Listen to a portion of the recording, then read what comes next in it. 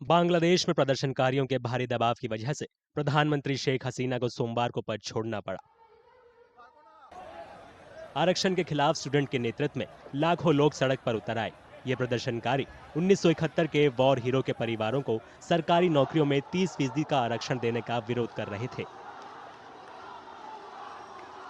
This is a disconcerting development. Uh, but at the same time, this is for the people of Bangladesh to decide how they wish to be run and how they wish to be politically moved in that. But today, the army is taken over, and apparently, we understand that some kind of interim government of technocrats will be formed, and that government will run the country in near future. And hopefully the elections will be held, because that is extremely important for the country.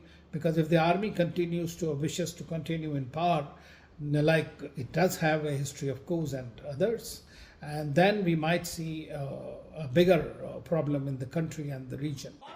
जुलाई के अंत में Dhaka university में student और police के बीच झड़प के बाद विरोध प्रदर्शन शुरू हुआ था। स्टूडेंट्स का आरक्षण विरोधी प्रदर्शन जल्द ही सरकार विरोधी प्रदर्शन में बदल गया। प्रदर्शनकारी 30% आरक्षण खत्म करने की मांग कर रहे हैं। उनकी मांग है कि योग्यता के आधार पर आरक्षण दिया जाए। प्रदर्शनकारियों का आरोप है कि शेख हसीना के नेतृत्व वाली सत्तारूढ़ अवामी लीग पार्टी अपने समर्थकों को फर्जी तरीके से 30% आरक्षण दे रही है।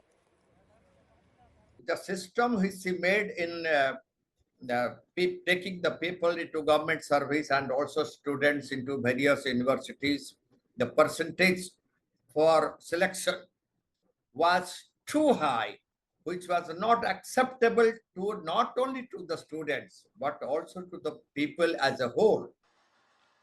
बांग्लादेश के संस्थापक शेख मुजीबुर रहमान की बेटी शेख हसीना ने अलग अलग कार्यकाल में करीब 2 दशकों तक बांग्लादेश में सरकार चलाई है।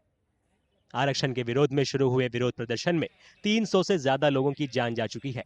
हिंसा में रविवार को 99 लोगों की मौत हुई थी। Well, it's very worrying. First of all, as you know, some 300 lives have been lost since the 1st of July when the trouble started.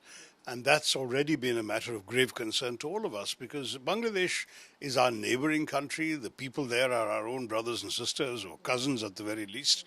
And what happens there affects our neighborhood as well in a very intimate way. Bangladesh is a country surrounded on 3 sides by India. Don't forget that. So that's an extremely important concern. पड़ोसी देश में उठापटक का असर भारत में भी दिख रहा है। ये भारत के लिए तनाव बढ़ाने वाला है, क्योंकि भारत पहले ही पाकिस्तान के साथ साथ लद्दाख में चीन से लगी सीमा और म्यांमार बॉर्डर पर तनाव और अस्थिरता से निपट रहा है। शेख हसीना के इस्तीफे के बाद बांग्लादेश में सियासी हालात किस तरह बदलेंगे, इस पर भी भारत की नजर रहेगी। इस बीच बांग्लादेश के सेना प्रमुख वेकर उज जमान ने सोमवार को ऐलान किया कि देश चलाने के लिए एक अंतरिम सरकार बनाई जाएगी।